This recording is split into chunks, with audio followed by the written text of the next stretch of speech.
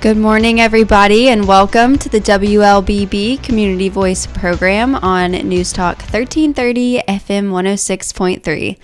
I'm your host today, Sara Claudia Cain, and I hope everybody is having a wonderful start to your Wednesday so far.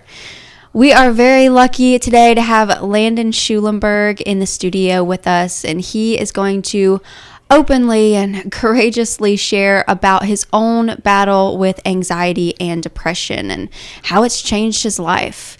Thank you, Landon, so much for being here with us today. And why don't you go ahead and introduce yourself a little bit to our listeners?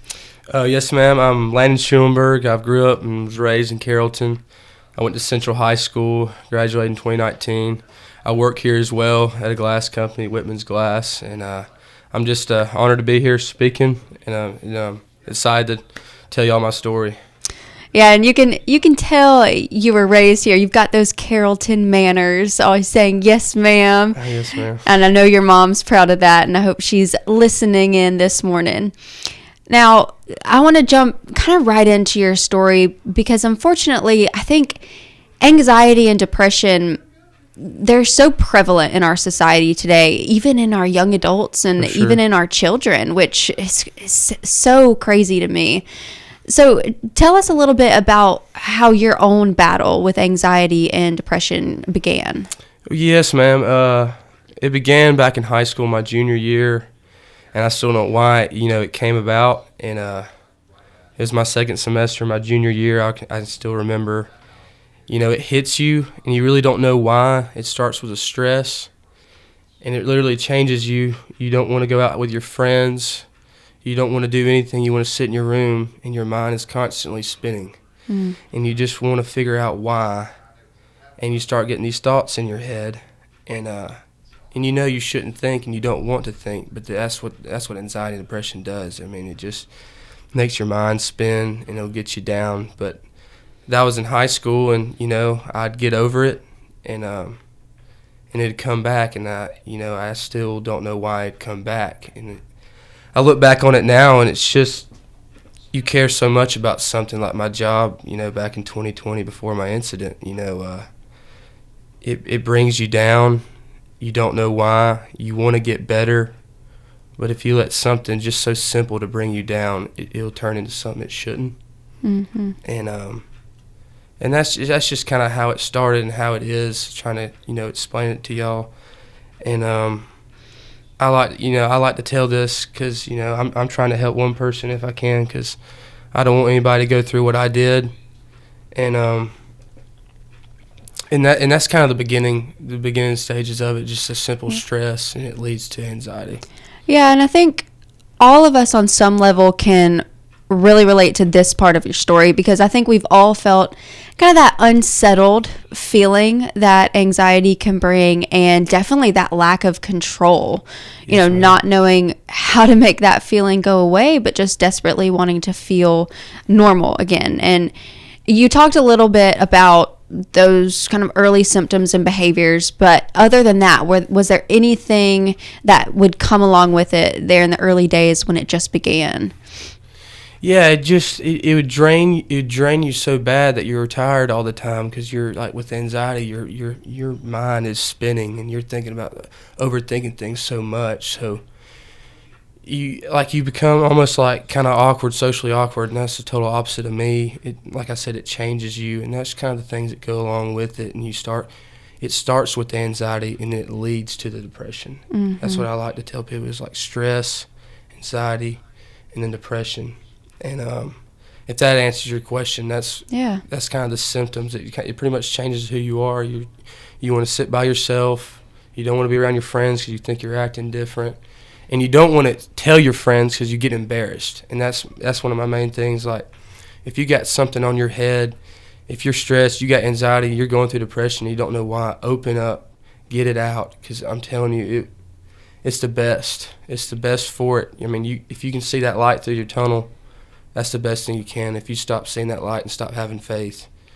Yeah, no, especially being a teenage boy like you were, you kind of are expected to be, strong, and you want to put on that kind of persona of being this strong, teenager, nothing really phases you. So yeah, when you're struggling with this, I see how that could be really hard to open up and be vulnerable with other people, especially when you can't really put into words what you're going through. That would be really hard. And you mentioned that at the beginning and really all throughout your journey, your anxiety and your depression would kind of come and go. And there would be maybe days where you're fine, and then just like that, it would flip back to that unsettled feeling and lead into that depression. Were you ever able to really pinpoint certain triggers or situations or events that would bring on the anxiety and the depression? In a way, yes. I knew when it was back, but almost the way I explain it and the way I learned from it, when it's back, it's almost like that's the hardest part, because when it's back, it's harder to get out of it. But the triggers that kind of got to that point where it comes back is pretty much just like a simple stress. Mm-hmm. So I have a lot of things on my plate. I'm worried about this. Oh, should I do this? What am I doing with this job? I need to get a better job. I was just so concerned about my career job-wise and other things. So if that stress builds up and it just keeps on walling your head and you're just so confused, that's like kind of the things that lead to it. See, something that simple. Mm-hmm. And then when you get that anxiety, you're already something you're not, and your head's spinning and you're so worried. Yeah. And that's where the anxiety leads to the depression. It's almost like a 3-step. Yeah. And if I explain any good, that's not the best way I can put it. Yeah. All the stress you have in your life, combat it in your mind, and then the anxiety kicks in, and that's when the depression starts kicking in, and that's when you start having these thoughts where you don't need to think that, but that's where anxiety is so strong, and that's where you really just need to go to God, and mm-hmm. God's helped me so much through my recovery, and I've never had a close relationship with Him as much as I do now. And last year after my suicidal attempt, and I just tell people, if you think you're alone, you're not. There's always someone with you, and I think that's the Lord and Savior. Mm-hmm. He's always with you. You just have to find Him in your own way, because everybody has a different relationship with God.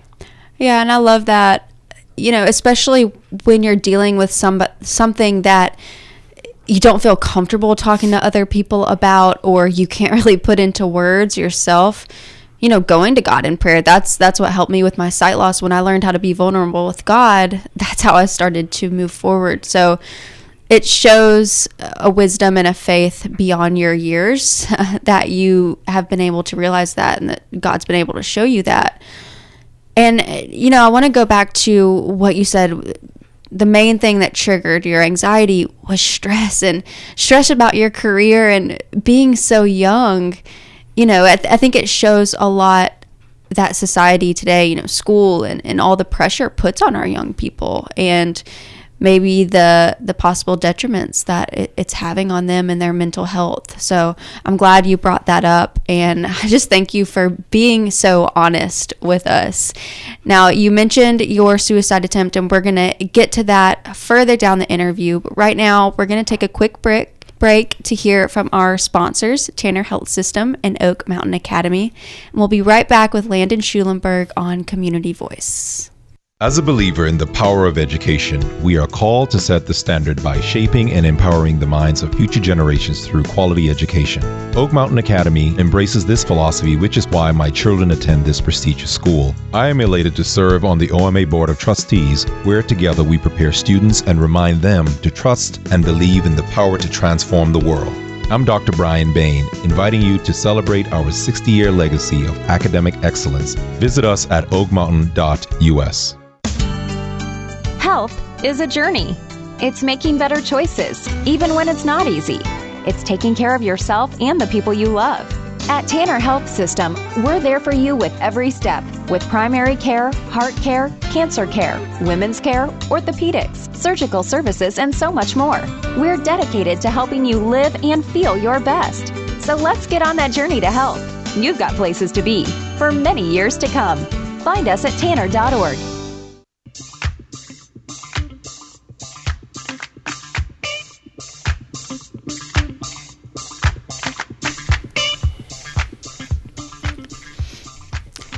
Welcome back to the WLBB Community Voice program here on News Talk 1330 FM 106.3.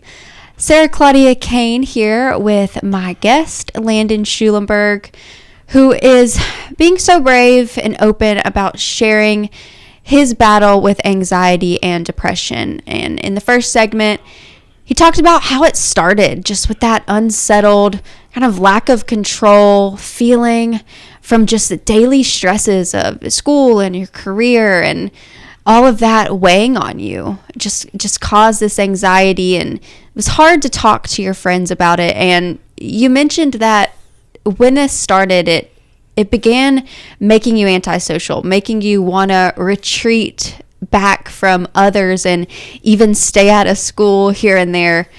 Now, why do you think it was so hard to talk to other people about what you were going through? Because I was it was an embarrassment, Mm-hmm. and I wouldn't think they'd understand. And when I got around them, I think they'd notice, why is he acting so weird? Which probably I wasn't acting weird. I was just thinking that. But I was just so embarrassed and too much of worrying too much about what they're going to think. Mm-hmm. Rather than those are my friends. They'd help me. They wouldn't judge me. And I should have just told them straight up. Anybody, just a counselor, my friends. But that's the main thing. I was so embarrassed, and I didn't want anybody to know. I wanted to hide it. I wanted to get over it myself. But when you're battling through anxiety, depression, you got to let it out, and you have to have like a counselor or a good friend to, get your problems out. Let them try to understand, because that's the best way.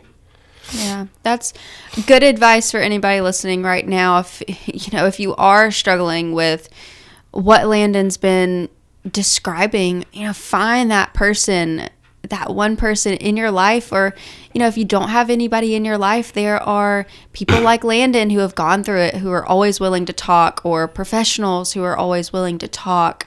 There's so much power that comes from just talking about what you're going through and not bottling it up and keeping it to yourself, because I think that's when things really start to multiply, in your own head, especially when you don't really understand what you're going through yourself.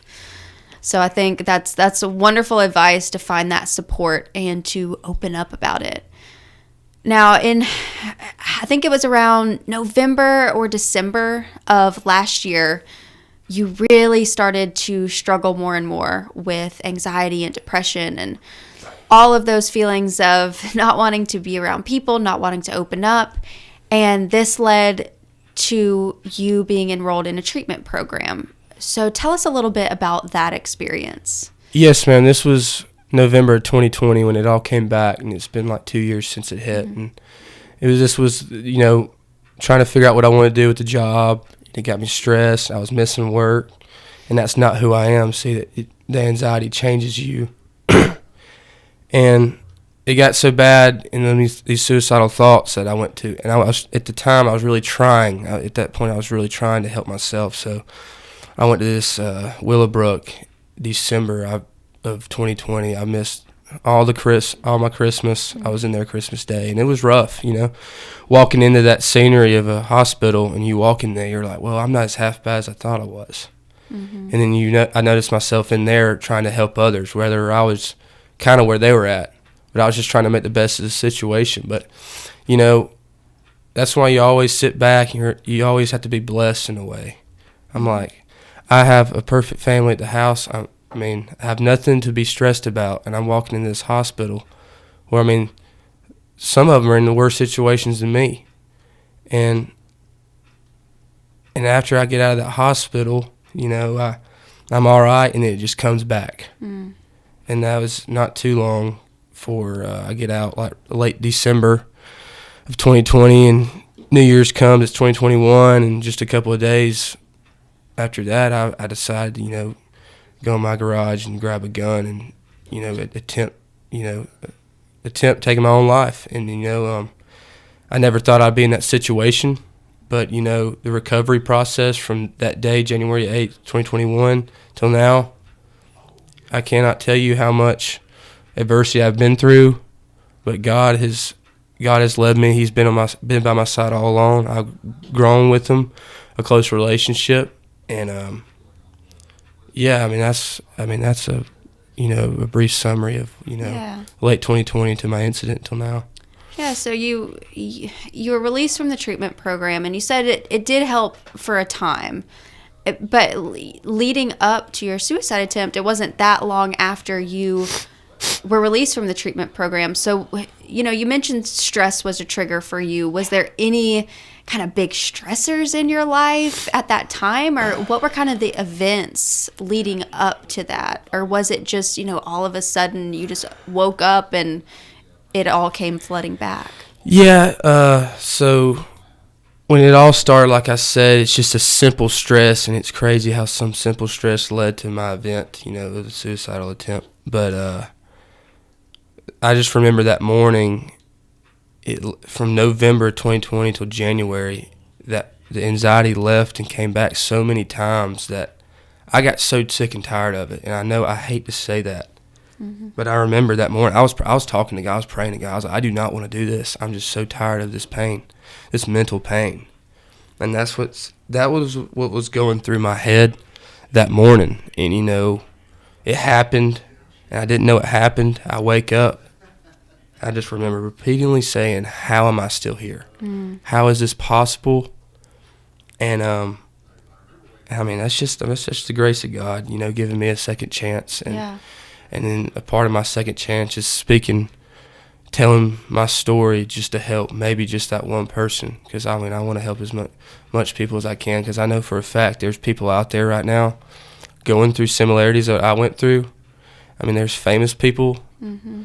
I know one last year, Miss America, she attempted suicide, and there are all these famous people that you think that would not go through that. But I'm telling you, it doesn't matter how much money you got. It don't matter how a good family you got. Yeah. It's going to hit you. It might not hit everybody, but what I'm saying is, it don't matter if you're famous, my situation, or anybody else. Yeah, I think that's a really good point for everybody listening. There doesn't have to be anything visibly wrong for somebody to be struggling with their mental health, with depression or anxiety. Sometimes their life can look perfect, and it can be perfect. Like you said, you had this wonderful family, and, friends and job, but there was something there, that anxiety and depression that was just bringing you down for no apparent reason. But just because there isn't a visible reason doesn't mean it's not real. So I think that's really important for people to realize, not only people going through it, but, family and friends who are kind of watching it unfold. And, they can kind of recognize and reach out that hand and be that person that, they want to talk to and open up. So we are going to take one more break. And then when we come back, we're going to talk a little bit about your amazing recovery process and what you're doing now, how you're sharing this story and spreading hope. Stay tuned to Community Voice to hear more from Landon Schulenburg.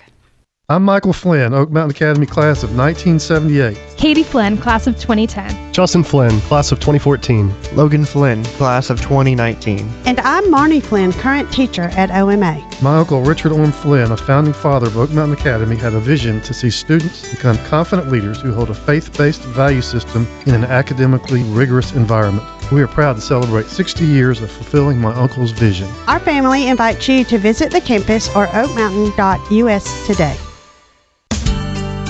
Health is a journey. It's making better choices, even when it's not easy. It's taking care of yourself and the people you love. At Tanner Health System, we're there for you with every step, with primary care, heart care, cancer care, women's care, orthopedics, surgical services, and so much more. We're dedicated to helping you live and feel your best. So let's get on that journey to health. You've got places to be for many years to come. Find us at tanner.org.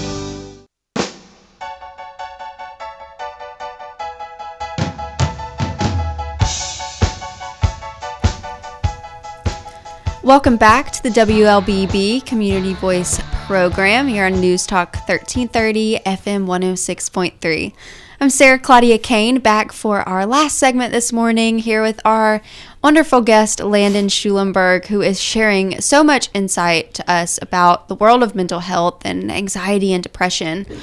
So we talked a little bit last segment about your suicide attempt and how that next day, I guess, when you woke up, or that night, and you were just amazed to still be alive, and you were thankful. You were thankful to God for giving you a second chance, but it's also had you embark on a journey that was very hard, a hard road of recovery. So talk a little bit about that, your injuries and what all you had to go through over the next few months. Yes, ma'am. So my recovery from, January 2021 when the incident happened, I was in the hospital for a month, thankful to be alive. The anxiety's gone, pretty much just thanking God. I can see my family again and my family can see me. But throughout those months, I had surgeries on my nose and my eye, and that was pretty much the main thing that happened to me. So March of that year, my eye gets staph in it. And I almost lost my right eye because the staph would have got in it. It would have been pretty much done for, but it got around it. So that was my one surgery in March. But the fast forward in January, I was pretty much in the hospital the whole month of January. They got fragments out of my nose and, doing the best they can to, make me look better and get everything right. But other than the surgeries and all that, when I got sent back home, that was the real kicker. Coming back home, well, in my head, I'm like, well, here you are. You're back home. You're back to normal life with, with all that's going on. And that was the toughest part. I'd walk in public, and I'd be so insecure about how I looked. I'd have to wear glasses at night or in day. So that really bothered me. But at the same time, I always talked to God. And this is where my journey of getting closer to God really started happening, when I started getting home. Mm-hmm. I was like, I look different, but for what happened, I look good. Mm-hmm. And I was like, I'm blessed. I'm not going to be complaining. Yeah. And it's amazing. We talked last segment about how you can have this anxiety and depression and problems with mental health when nothing is wrong in your life. And now you say, you come back and you're dealing with all these new struggles and all these new challenges, but you're better, like mental health wise, you're better. What do you attribute that to? Yes, ma'am. I know what you're saying. Like, you would think I'd almost be worse, worse off than coming back with all these problems I have, trying to just get back to normal, get a job and all that. But that's where it starts. Like, when I say my relationship with God, I never felt alone again. I've always had something to be blessed about, and I had all these friends around me, encouraging me, and it was easier. I wasn't lost. I didn't have that anxiety or depression, and I had this closer relationship with God to help me push through that, that tough year last year. And that's just a big kicker right there, just building your relationship with God and having good friends and just really trying to have more confidence in yourself, because that, how I looked really messed with my confidence. I worried way too much about what other people thought last year walking into a store or anything, but progressively the year went on, that just kind of went away. Mm-hmm. I'm like, hey, I don't look that bad, I'm blessed. Everybody has a blessing, whether it's me, you, or anybody. They're going to count their blessings. And, I'm blessed, and, I got through it. I got back to work. I had a surgery last June on my nose. Once I healed up, I got a job at Whitman's Glass, and that's where I've been these last 6 months. Got there in August, and that's just a big moral of the story, just fighting that fight, but fighting that fight with someone right by your side, having people around you, being okay to tell your story, and, having God right there with you, and having friends and, good people around you. That's the best way to get through stuff. Yeah. And you're right. You are so blessed. I mean, to have this second chance and to be using it the way that you are. And I know you might have already answered this question, but I'm going to ask it again because I think it's so important for people to hear. you're sharing your story about the impact that anxiety and depression and mental health has had on your life. What is your biggest hope that from sharing your story, people will get? I just want people to get from my story that it's okay if you're going through it, and the people that are going through it, if they're confused, let it out, get help, talk to somebody, talk to your friend, go to a counselor, really help yourself, and just kind of get it out of your head of what is he going to think, what is she going to think, because that was my problem. I want people to not care about all that. Help yourself. Be a little self-centered in a way, but not, you know what I'm saying? Mm-hmm. Help yourself, let it out, and I'm telling you, it'll get better. Yeah. That's what I really want to get across from the people. Yeah, definitely taking care of yourself and not just bottling it up. I think that's what gets people into a lot of trouble. When you keep those feelings bottled up, things just fester. I know for me, when I lost my sight, I was so confused and so angry and had all this grief. And for a long time, I kept it bottled up. And maybe similar to you, I didn't want to talk about it because I didn't want my friends to think I was different. I didn't want to put that burden on my family. I'm sure you can relate to that as well, Landon. You don't want your family to see you go through something hard and to see them hurting. Oh, yes, ma'am. But my first step was learning how to be vulnerable with God. And then God helped me, give me the strength to start opening up to other people. And it sounds like that was kind of similar to your journey as well. As soon as you woke up and you realized you had this second chance and started forming that relationship with God, and then kind of started opening up to all your other relationships. And I'm sure it was hard for your family, kind of talking about that when you got home from the hospital. For sure. Making them kind of try to understand. And, you say that my family, I was hurting. I do my attempt. They're hurting just as much as I am. Mm-hmm. And when I survived, when everything happened like that and I was so blessed, they were too. And then come back home to see them and talk to them. It was good to see them, but then, it comes a point they're wondering, okay, what happened? Because they knew I was going through anxiety and depression, and some of my friends did. Now, I did open up to some of them, but just didn't really tell them everything. And it's tough, talking about that, telling your mom and dad and your sister that you want to, do a suicidal attempt. And but, time helps. Time helps, and, when you're talking about it and the months go past and they see you growing, they see you wanting to get better, they see you wanting to tell your story, that just helps everything. Because they know that I want to help other people as much as I can. Yeah. And they know that as well. Well, you definitely are. And I thank you so much for having the courage to share. I know it's not an easy story to share by any means, but I know that it is helping a lot of people.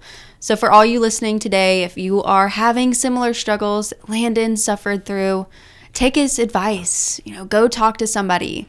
Open up. Don't be worried about what other people are going to think, and pray about it. Allow your faith to grow through your struggles. Thank you so much for listening. Thank you, Landon, for being here. And we will catch you all, guys, next time here on Community Voice.